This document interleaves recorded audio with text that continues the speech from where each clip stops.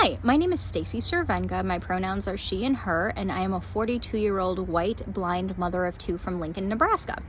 I want to share a few thoughts on Blue Dress Gate and also correct some misconceptions about people who are blind and low vision that have been going around social media. For many people who follow current events, especially if you follow current events on social media, you're probably aware that on July 26th, which was the 32nd anniversary of the Americans with Disabilities Act, Vice President Kamala Harris met with leaders from the cross-disability community. And as is customary at meetings within the disability community and disability culture, attendees began the meeting by introducing themselves, and that included stating their names, their gender pronouns, and a one or two sentence visual description. And this is, of course, done because, certain attendees of the meeting were blind or low vision. The meeting was also broadcast virtually, and so to the disability community across the country, which of course includes even more blind and low vision people. And so to introduce herself, Vice President Harris said, "I am Kamala Harris. My pronouns are she and her, and I am a woman sitting at the table wearing a blue suit." Sounds pretty innocuous to me. Who cares? Realistically, everyone else in that meeting then immediately introduced themselves in a similar fashion. Had I been at the meeting, I would have said something like, "Hi, my name is Stacy Cervenka. My pronouns are she and her. I'm a white blind woman," or something, wearing a black suit or whatever. Literally, this would have been forgotten and pretty much never thought of again by everyone at the meeting, except for the Republican National Committee, then of course chose to broadcast a clip of Vice President Harris introducing herself, including, made it into a meme and basically ridiculed it as some sort of performative wokeism that had no real purpose or point, and something that was basically done to the blind people in the meeting, as opposed to being a cultural norm within the disability community that she was asked to do. In fact, Vice President Harris has members of the White House team who have disabilities, including I have a friend who is a blind woman who works on the White House policy team. And Vice President Harris was no doubt coached that this is a custom in the disability community, and this is standard procedure.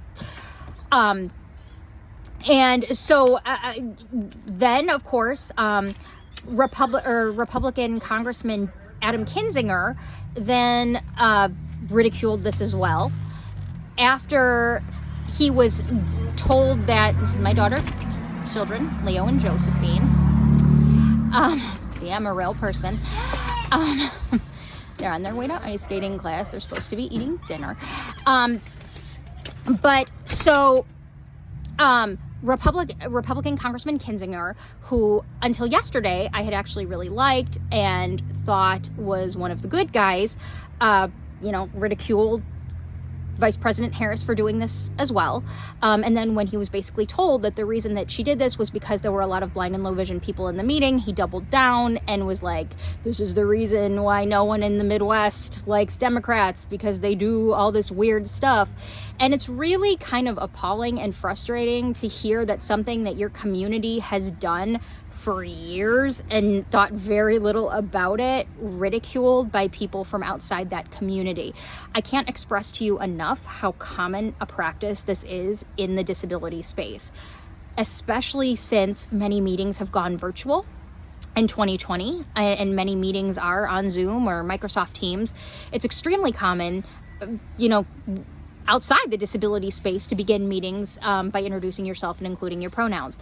I would say most meetings that I attend, and granted, a lot of the professional meetings I attend are with people on the East and West Coast, but they almost always open up by sharing your name and your pronoun. Within the disability community, we simply add one or two sentences that, give a better idea of, possibly your race, possibly your age, possibly just something noteworthy about yourself that other people in the room will know right away, that information that you would miss.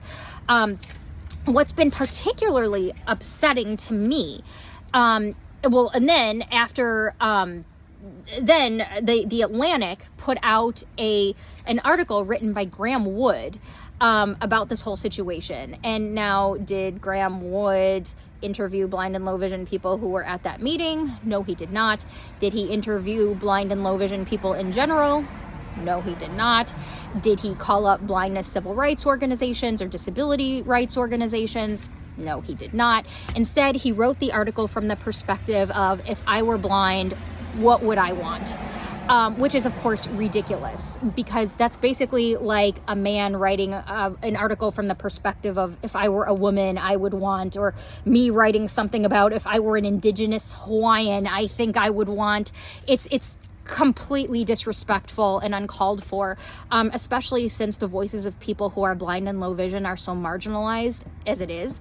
To have someone who knows absolutely nothing about the blind community attempt to imagine what we might want or ask for was just appalling. And the other thing that has really struck me is just the opinions of average Twitter and Facebook users, and some of the misconceptions that people seem to have. One of them is that, why would blind people care what color her dress is? Do blind people even understand what blue is? First of all, blind people, the blind community is extremely diverse. It's diverse racially. It's diverse in terms of sexual orientation, in terms of geographic location, in terms of culture, religion, race, political persuasions. Every way that the community at large is diverse, so is the blind community. There is no typical blind person. We are all as different, and just as there is no typical sighted person. With that also being said, we all have very different experiences. There are many people who are even totally blind who do know what blue looks like, because perhaps they went blind in childhood or later, so they do know what blue looks like. They remember what blue looks like. For some people, they may not have been able to see Vice President Harris, but they might be able to see close to their face and might know, therefore, what blue looks like. There are many people who have been totally blind since birth who may never have seen the color blue and know exactly what it looks like, but they might care a lot about fashion. In fact, Graham Wood asks, he says, I don't care much about fashion. Do blind people care about fashion? Well, Mr. Wood, let me tell you, I actually care a lot about fashion. I do. I wear makeup. I mean, not right now, but yes, of course, I wear makeup. I do my hair. I care about what I wear. Many blind people are the same. Many blind people are not the same. We are as diverse as the population at large. Do I care what people are wearing when they're in the room with me? I kind of do. That is interesting to me. I do to an extent. Some blind people don't, just like some sighted people don't. But the important part is that it's access to information that sighted people have without even thinking about it. Sighted people have access to this information automatically. And blind people need access to this information as well. You might need it for a variety of reasons. The other thing is, the other misconception I've seen a lot of is you can always tell someone's race or gender. Why would you say, my name is Kamala Harris, I'm a woman?